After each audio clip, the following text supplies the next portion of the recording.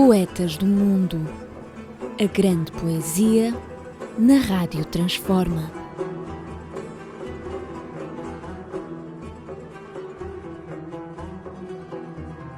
Bem-vindos ao nosso programa Poetas no Mundo, na nossa Rádio Transforma e Revista em Comunidade. Hoje temos a nossa poeta do mundo, Hilda Hildes, e que vai nos ser apresentada pela nossa embaixadora do Brasil, Lorelai Haddad. Hilda Hildes nasceu em Jaú, no Brasil, em 1930 e morreu em Campinas em 2004. Formada em Direito, decidiu dedicar-se à literatura e, após várias temporadas pela Europa, Itália, França, o seu primeiro livro de poesia foi O Presságio. Lorelai apresenta-nos Hilda Hildes, que, apesar de ter 40 livros editados, ainda não foi devidamente reconhecida enquanto viva, e por isso vamos agora homenageá-la neste mês, neste nosso mês dedicado às mulheres, na Rádio Transforma, e que não, uma brasileira, falar de uma poeta brasileira. Vamos então? E uma poeta, um gosto muito grande estar aqui falando de Hilda, porque é uma poeta realmente não foi muito... não teve o alcance que devia ter com o grande público, não é? E que só mesmo foi mais reconhecida com o advento da internet. As pessoas que liam começavam a compartilhar coisas e assim ela ficou conhecida. Mas ela, como você menciona, antes começou a carreira no direito, não é? E não ficou muito tempo e preferiu mesmo enveredar para o lado da escrita, da poesia. E ela se apresentava como poeta, ela dizia que ela ia ser muito importante. E realmente, né, conseguiu. Agora, a história da Hilda é curiosa porque ela começa a partir da admiração pelo pai. O pai era um poeta, já nos anos 20 já era um poeta modernista. E ela, como ele não ficou muito impressionado por ter uma filha, não é? Quando ela nasceu, ele disse, que pena, uma menina. Ela decidiu que faria ser notada, e pela escrita, para justamente seguir o caminho do pai e, com isso, conseguir alguma projeção e para ele sentir orgulho de tê-la como filha e de tê-la como poeta, e ela queria ser uma poeta à altura dele. E assim começa a carreira de poeta da Hilda Hildes. E a história da Hilda Hildes. De diversas formas ela aborda a questão do amor, de Deus e do sexo. São três características desta viagem literária de Hilda e que nós vamos tentar abordar dentro destes três campos toda a sua poética e toda a sua expressão escrita. Tem algum poema para iniciarmos este nosso programa que tenha fascinado? Tem sim. Tenho, inclusive, que descreve bem o papel do poeta, né, do artista em geral. Eu acho que para o poeta, o escritor, o artista, a primeira coisa que vem é uma vontade de beleza. Uma nostalgia, talvez, de uma beleza que você conheceu, uma beleza perdida, uma luz. E vem também as diferenças de paixões, a volúpia das palavras. Eu gosto das palavras. Eu tenho uma relação afetiva com as palavras, sensorial. Tem palavras que me deixam com a boca cheia d'água. Hilda Hildes. Imagina, você ficar com a boca cheia d'água pela palavra, não é? É maravilhoso. Agora, toda essa escrita de Hilda, esse amor pelas palavras, essa água na boca pelas palavras, e a relação sensorial que ela tinha com as palavras, realmente ela não economizou. para escrever, para se fazer notar, para se fazer conhecer. E ela dizia que ela era incapaz de escrever uma história com princípio, meio e fim. Então, que as coisas, as palavras deviam brotar espontaneamente, elas deviam vir aos borbotões, elas deviam vir no fluxo que a vida impõe a gente, né? A vida não tem exatamente um roteiro, não tem um princípio, meio e fim. Tem da própria vida, com a sua finitude. Porém, as coisas se sucedem aleatoriamente, à medida que vão acontecendo. E ela achava que a escrita tinha que ser assim também, sem ser muito organizada. Ela ia acontecendo na medida em que surgisse. Aliás, tem fatos interessantíssimos. Diz que, às vezes, ela no banho, vinha ali uma ideia, e ela saía nua, e ia correndo escrever, para não perder aquele momento, aquela ideia que surgisse. Então, as pessoas que moravam com ela, que nós vamos abordar a Casa do Sol, que ela foi morar mais tarde, estavam acostumadas com isso. A qualquer momento vinha a ideia da escrita e ela nunca se negava a escrever. Essa era a Hilda Hilst. A ideia da Hilda. Pois esta vontade de se ultrapassar, de ir para além da condição da finitude, no fundo era isto que a movia, não é? As pessoas dizem, eu preciso ter os pés na terra, não é? E ela dizia, não, eu prefiro ter os pés na superfície estendida do céu, na superfície estendida do cérebro, porque eu consigo chegar ao céu, não é? A poesia existe em tudo, e isto muitas vezes não é compreensível. Foi sempre uma linha de direção da sua poesia, do seu trajeto literário, e tal como outros poetas, como Rimbaud e como Joyce, ela também sentia a sacralidade do conhecimento que as coisas tinham. E ela também viveu, porque eram dois escritores e dois poetas que ela também admirava, e a linha dela também era muito dentro deste fora deste universo, fora da caixa, fora do quadrado, e isso distinguiu-a também como mulher, e a falar de assuntos que estavam reservados para o homem, como o sexo, como a pornografia, porque ela também foi conotada como uma escritora pornográfica, quando o que ela escreve não é pornografia. Não. E os poemas realmente também se identificam nesse desejo, nessa paixão, nessa condição, para além da condição de finitude, que é uma palavra que se vai mantendo constante em toda a vida da Hilda, e que nós devemos aprender também com esta mensagem que a vida dela nos traz para as mulheres e também para as escritoras, né, em geral, e para as poetas do mundo. Ela tinha uma frase interessante, ela dizia, eu não conheço Deus, eu tenho medo dele, eu tenho medo que eu me pelo, é muito complexo Deus, é só pela poesia mesmo, a relação dela com o divino é pela poesia. E uma vez ela escreveu assim, somos iguais à morte, ignorados e puros. E a Cecília Meirelles, sobre isso, comentou, uau, quem disse isso precisa dizer muito mais. E aí incentivou a continuar escrevendo. Mas, no início, a grande queixa da Hilda era que ela não era compreendida. Então, ela achava que as pessoas não conseguiam alcançar o que ela queria dizer. E quando alguém conseguia, por fim, entender, ela dizia, nossa, eu fico besta quando me entendem. Fico besta, inclusive é título de uma antologia dela, fico besta quando me entendem. Mas a Hilda, ela tinha uma particularidade, uma peculiaridade. Ela tinha uma vida muito cômoda, muito intensa, ela morava em São Paulo, ela saiu de Jaú, foi morar em São Paulo, porque, inclusive, ela estava estudando Direito em São Paulo, né? E acontece que ela vivia em festas, ela tinha muitos namorados, tinha uma vida social muito intensa.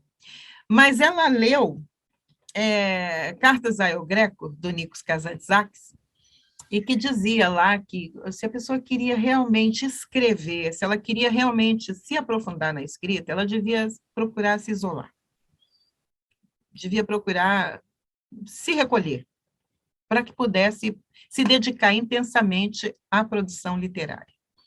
E ela realmente decidiu, isso mudou a cabeça dela, e ela resolveu se mudar de São Paulo, né? Então, foi quando ela encontrou um jeito de construir num terreno em Campinas a Casa do Sol.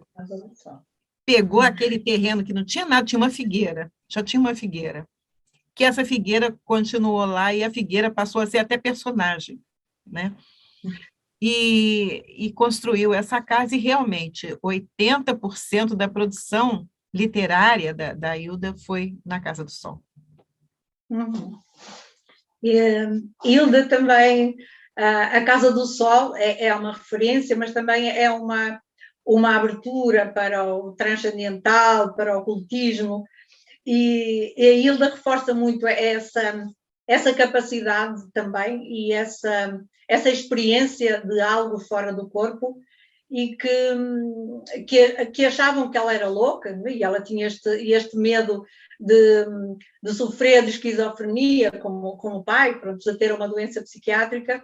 E então ela também refere numa das suas entrevistas: dê-me uma camisa de forças, sou rotulada de delirante por causa dos meus textos em prosa. Mas Deus é a pergunta e tudo o que nos vai convergir a Ele. Recuso-me a cometer a estupidez tão comum de considerar como fraude tudo o que é inexplicável.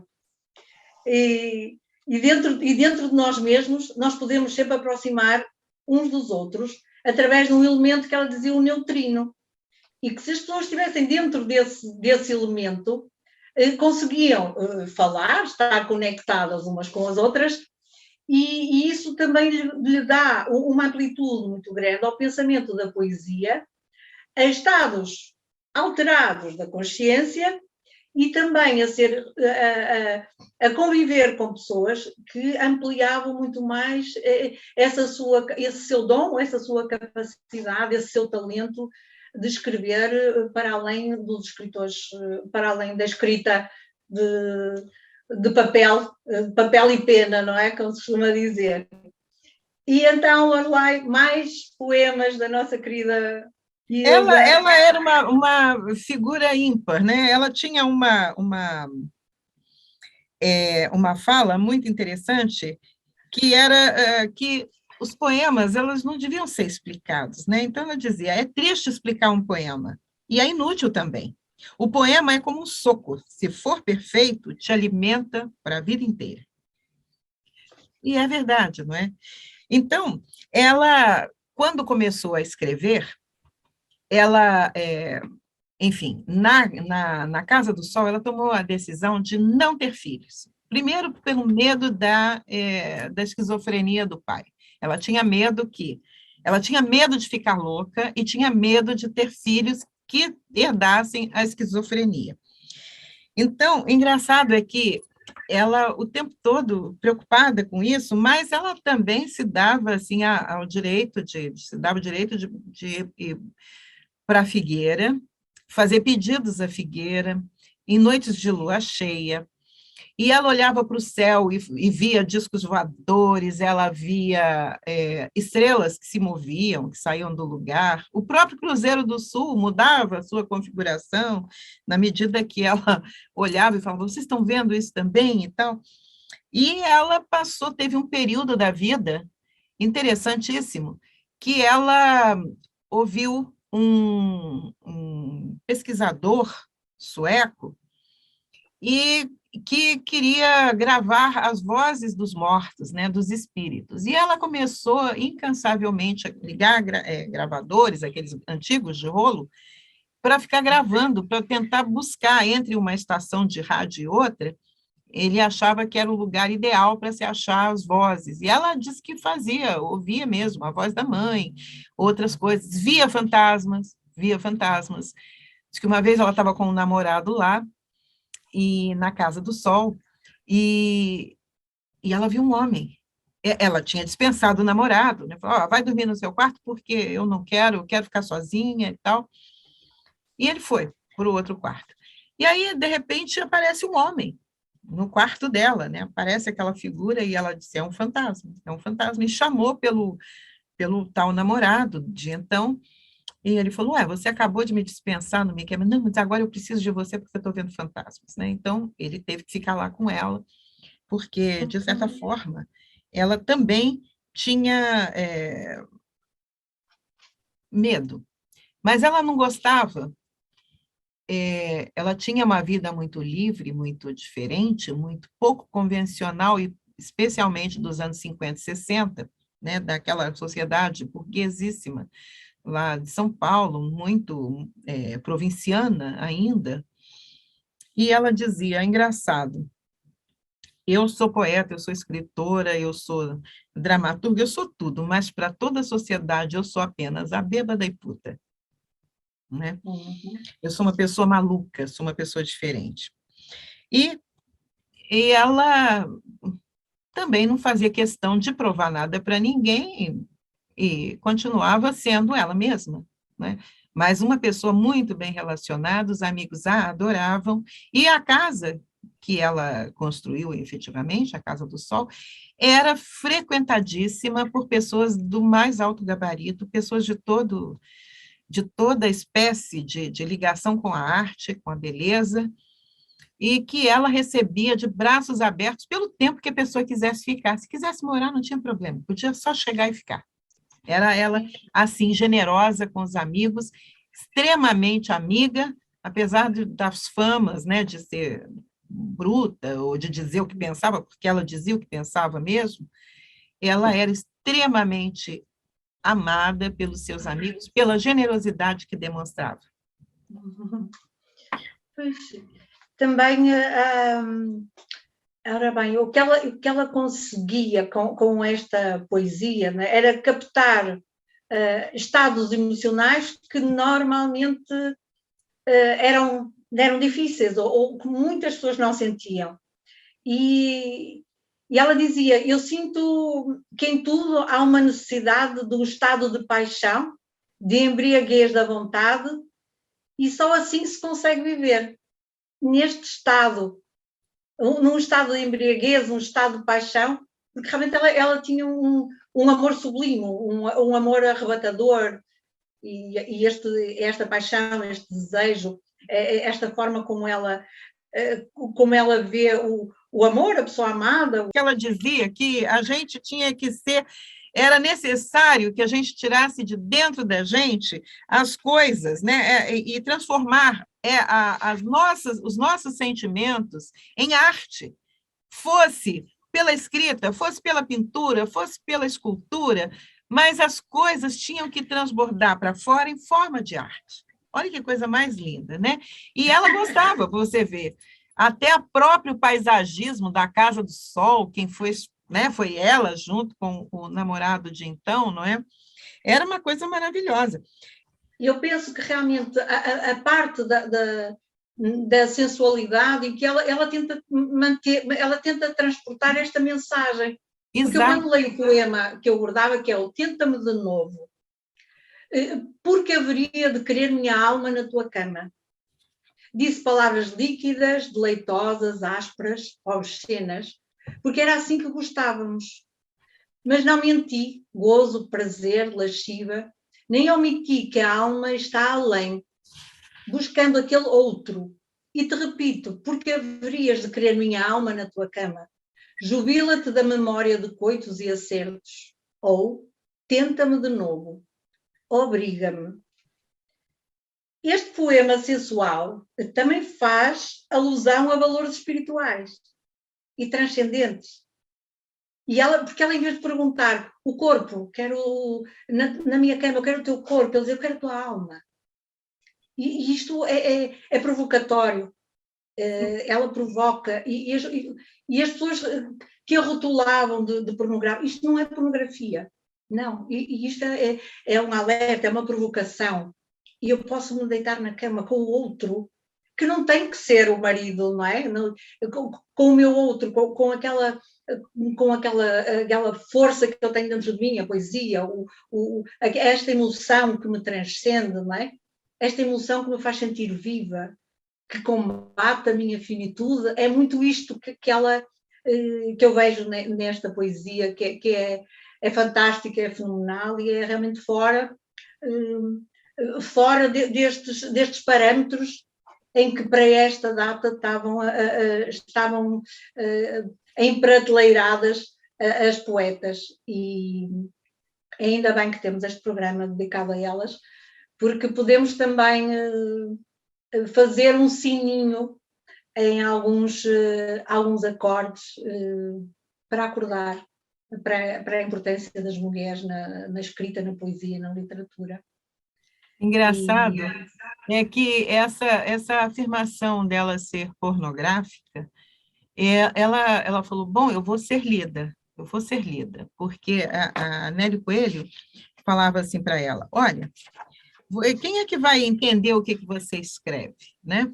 Você é tão difícil, espera aí uns 50 anos que as pessoas vão te ler, você vai ser um best-seller. E ela dizia, eu não quero a glória que vem fria, eu quero agora. E aí ela resolveu enveredar porque ela chamava de escrita pornográfica, né? Então ela fez a trilogia, né? Primeiro o Caderno Rosa de Lori Lamb, que era uma menina de 8 anos, né? Que contava coisas muito sexuais, né? Experiências e tudo mais. Só que só ao final do livro, então as pessoas falam, meu Deus, isso é pedofilia pura, né? Não pode ser, escandalizou até a Lígia Fagundes Telles, que era sua amiga, né? Falou, criticou profundamente, nossa, isso não, pelo amor de Deus, tem que ter um limite, não é por aí que se vai, não é? Nessa trilogia da pornografia, a trilogia pornográfica, ela lança o Caderno Rosa de Lori Lamb, Poemas de Escárnio, né? Cartas a um Sedutor e Poemas de Escárnio. A Companhia das Letras, inclusive, fez uma edição muito bonita do Porno Chique, que chama a trilogia. Muito bonita e eu recomendo. Eu tenho em casa e recomendo.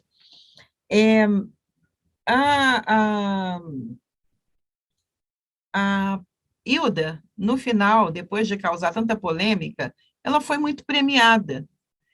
E, felizmente, ainda em vida, ela recebeu prêmios e recebeu reconhecimento. Até mais, não o que ela queria, que era ter sido antes muito lida e muito provocada, mas, inclusive, seus poemas foram musicados pelo Zé Cabaleiro e por outras pessoas. Eu vou botar depois o link aqui das músicas que foram musicadas e que ela gostou, porque algumas ela não gostou. Os poemas musicados pelo Zé Cabaleiro ela gostou. Depois eu boto para a gente poder curtir. Obrigada. E dentro desta multiplicidade da Hilda, eu também poderia reforçar esta ideia que ela tem do desejo. E ela escreveu um pequeno poema com 2 frases. Quem és? Perguntei ao desejo. Ele respondeu, lava, depois pó e depois nada. Uau. Esta mensagem tem múltiplas interpretações possíveis, como sabemos, e isto, depois de pó, o desejo não é nada, e isto também é um pouco esta fugacidade de viver. É o princípio da impermanência, da inconstância com que nós vivemos, esta incerteza.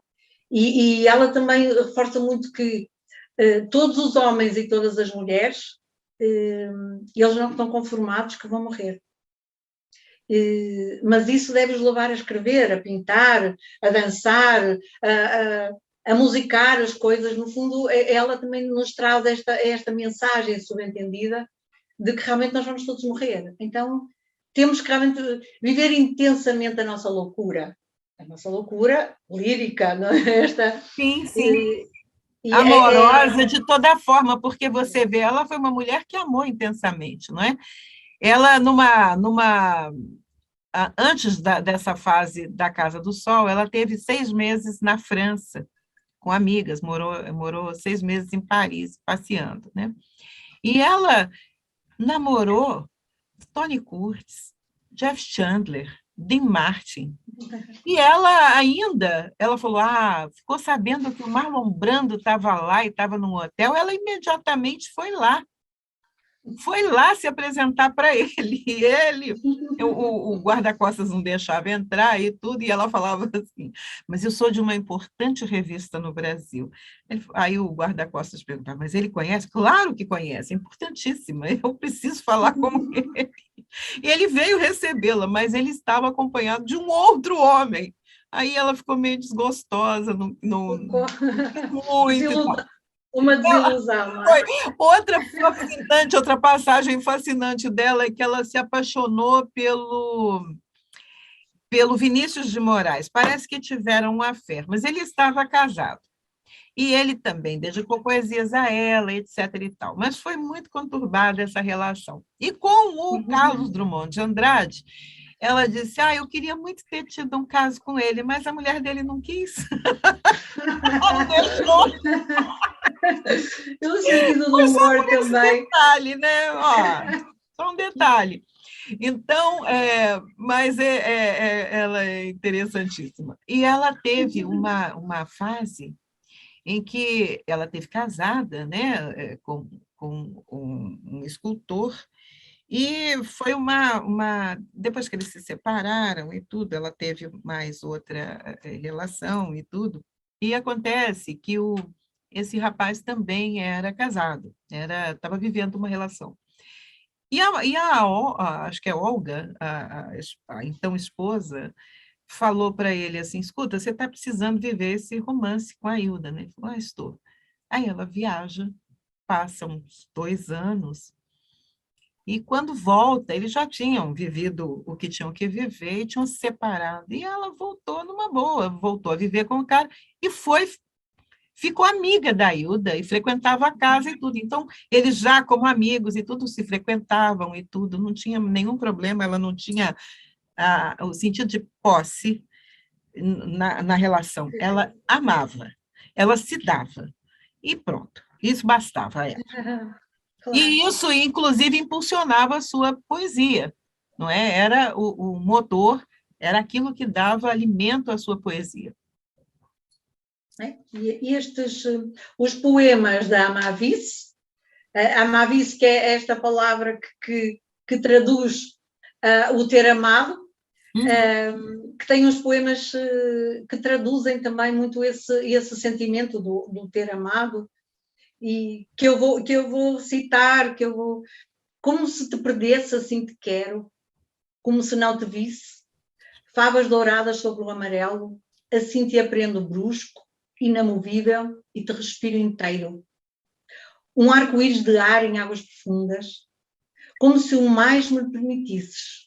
A mim me fotografo nos portões de ferro ocres, altos, e eu mesma diluída e mínima, no dissoluto de toda a despedida, como se te perdesse nos trens, nas estações, ou contornando um circo de águas, removente ave, assim te somo a mim, de redes e de anseios inundada. Isto é uma série de 20 poemas do Amavis, o Ter Amado, que são muito...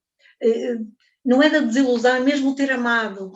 Algo que foi muito bom, mas que me deixou a marca, que me deixou a tatuagem, a tatuagem de ti em mim, no meu corpo, nas minhas águas, e eu acho também que ela tinha muito esta capacidade de conseguir traduzir, descrever estas emoções que poucos poetas, não é? Poucos conseguem transmitir-nos este manancial de emoções, de pensamentos, de sentimentos, e que nos tornam melhores pessoas também. Aceitar o que nos acontece como algo de muito bom. E não chorar, não viver no sofrimento, porque ela não sofre. Toda a poesia. É uma poeta que não sofre, algo que é comum a muitos poetas, o sofrimento, o desgosto, a falta, mas não, ela não sofre. Até se sofre, não reclama, não é? Porque Não reclama. ela Sim, traduz sim. numa poesia que não é de queixas, não é? Não é de Não é de queixas, queixas. não. Não, é de aprendizagem. É realmente. Exato. Ela Uma vive aprendizagem aquele momento e aquele momento depois vai ser traduzido de outra forma, numa outra de outra poesia, numa forma. outra beleza. Tudo Sim, vira beleza na mão dela, impressionante, mesmo quando... como ela se fosse um filtro, não é? Isso, Ela é como se fosse um filtro, exato. precisamente, e as coisas são muito mais suaves, muito mais acessíveis, por isso ela era reunida de muitos amigos e artistas, porque a arte é a forma que nós temos de sermos nós próprios, de despertarmos a pessoa interior que temos, a criança que temos, através da arte, é aí que nós encontramos o nosso ser, a nossa essência. E ela sabia Arte que disso, nos não é? salva, não é? Das dores do viver, não é? Da vida dura, de que cada um tem suas agruras, cada um tem seus, né, seus percalços, e a arte, no caso dela, então, foi fundamental, não é? Do Desejo, de 1992. Se eu disser que vi um pássaro sobre o teu sexo, deverias crer? E se não for verdade, em nada mudará o universo. Se eu te disser que o desejo é eternidade, porque um instante arde interminável, deverias crer? E se não for verdade, tantos disseram que talvez possa ser. No desejo, nos vêm sofomanias, adornos, imprudência, pejo. E agora digo que há um pássaro voando sobre o Tejo. Porque não posso pontilhar de inocência e poesia, ossos, sangue, carne, o agora, e tudo isso em nós que se fará disforme. Por que não usar o corpo para a poesia? Por que não usar o sexo para a poesia? Se ele existe, não é? Por que não? O amor não é só etéreo, é corpo, é físico, é sangue, é osso, não é? Eu acho isso brilhante. E isso foi muito mal interpretado, foi muito mal recebido, recepcionado pela sociedade da época, né? E eu penso que uma mulher sempre à frente do seu tempo causa esse tipo de incômodos. E ela era uma mulher à frente do tempo. Aquilo que a Nelly Coelho falou, espera 50 anos, ela não precisou esperar tanto, mas de vez em quando há esses movimentos, não é, de censura, de coisas, e ela passa a ser uma escritora maldita, como disse num jornal, a santa que levantou a saia, né? E ela ficou bastante incomodada com isso, mas um dia teve uma resposta brilhante. Ela falou: isso que eu escrevo é para ser um soco no mercado editorial, não é? Isso é para ser mesmo, porque ela era sempre, ninguém queria publicá-la, né? Então ela falou: eu vou dar um soco neles, e fez, deu uma banana para o mercado editorial. Eu vou fazer a revolução, eu vou fazer a revolução. Vou mexer com esse pessoal, vou provocá-los, pronto. Agora, engraçado que ela teve sucesso, porque ela escreveu poesia, ela escreveu para o teatro, a literatura, ela abarcou todos os campos, tudo, em tudo. Ela foi feliz, não é? Porque, afinal de contas, ela teve o seu mérito reconhecido. Então, eu acredito que o papel que Hilda Hilst tinha a desempenhar na sociedade, até para mudar um pouquinho, para dar uma balançada, para dar uma desestabilizada nos valores estabelecidos, ela conseguiu. Uhum. É natural, ela tem um poema também que ela nos deixa Poema aos homens do nosso tempo. Enquanto faço o verso, tu de certo vives.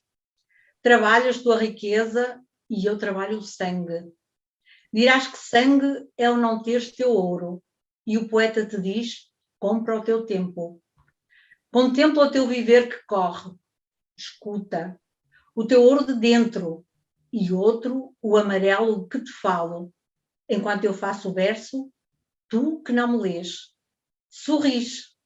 E se o meu verso ardente alguém te fala, ser poeta te sabe o ornamento. Desconversas. Meu precioso tempo não pode ser perdido com os poetas. Irmão do meu momento. Quando eu morrer, uma coisa infinita também morre. É difícil dizê-lo. Morre o amor do poeta. E isso é tanto que o teu ouro não compra. É tão raro que o mínimo pedaço de tão vasto não cabe no meu canto. Isto é o Poemas aos Homens do Nosso Tempo.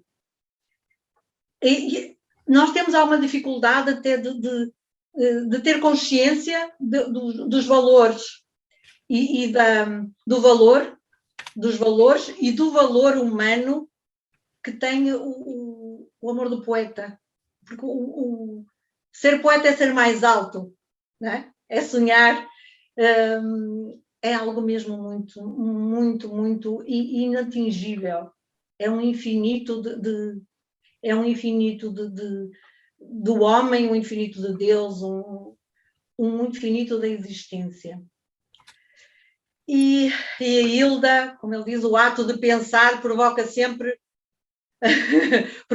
um vulcão dentro de nós, na própria pessoa, e este vulcão leva-nos a um turbilhão, a um calor, a um derramamento de lágrimas, de vontade, de correria, de respirar rápido. E ela tem muito este perfil de mulher cheia, mulher que transborda, que explode, mas para a cara do outro, não é? Que, tipo, atenção, eu explodo, mas explodo para vocês, vejam que eu estou aqui. E ela nota-se muito essa afincado de uma existência, e que graças ao pai, não é? Também fez esta catarse da vida dela, e que estamos hoje, é o nosso motivo, e sempre esta presunção, eu não sei se presunção um pouco de falar sempre da morte, como também provocatório. Desde o começo, o homem fez de tudo para colocar uma máscara para se enganar a si mesmo, como se não fosse um ser que caminha para a morte. É muito consciente daquilo que diz. E ela é incrível, e ela continua sempre atual, não é? Não perde sempre a atualidade, a poesia da Hilda é sempre atual, não é rebuscada, não é... Ela é... acaba por ser uma psicóloga da vida, porque ela realmente ela consegue de alguma forma contornar e dizer não contornes, olha diretamente para as coisas, tu vais morrer, não é? E se vais morrer, vive todos os momentos, vive o desgosto, vive o amor, vive a paixão, vive as árvores, diz que a água é terra e que a terra é água, tudo fragmenta os pensamentos dela, pronto, dentro de alguma loucura, de uma esquizofrenia, também nos levam a caminhos muito diversificados, a muitas possibilidades. E outra coisa que eu acho interessante colocar é que ela foi realmente muito mal interpretada, mas bastante contundente. Eu gostaria de dizer da Obscena Senhora D, de 1982, uma coisa que sempre a gente lê e é muito atual. O que é obsceno? Ninguém sabe até hoje o que é obsceno. Obsceno, para mim, é a miséria, é a fome, é a crueldade. A nossa época é obscena. A vida foi uma aventura obscena de tão lúcida. O momento que nós estamos vivendo agora, de tantas mortes, de tanta crueldade, é realmente a definição disso, não é? É obscenidade. É isso. Eu acho que ela é como se ela estivesse descrevendo o mundo de hoje. Quer dizer, nós não melhoramos tanto assim. Que poder temos de julgar alguém, não é? Pela vida que levou, os caminhos que escolheu ter, não é? Essa é a Hilda. Estamos quase no final do nosso programa. Uhum. E tenho que deixar esta reflexão da Hilda e também este pressuposto em que ela diz: eu quero escrever e só pude escrever tudo isto porque não fiquei em casa. Fiquei escrevendo. É este convite que nós deixamos também para as mulheres: escrevam, sejam motivo para que o programa Poetas do Mundo, dedicado às mulheres, cada vez seja maior, com muito mais comparência, e que realmente sejamos unidas neste grande universo, neste grande mundo, onde as mulheres fazem a diferença.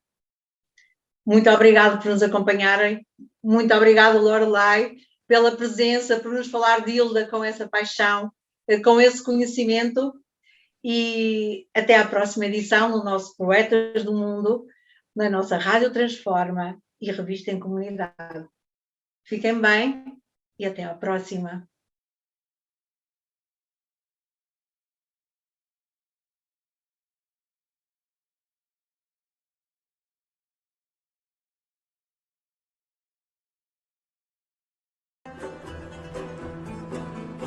Poetas do Mundo. A grande poesia na Rádio Transforma.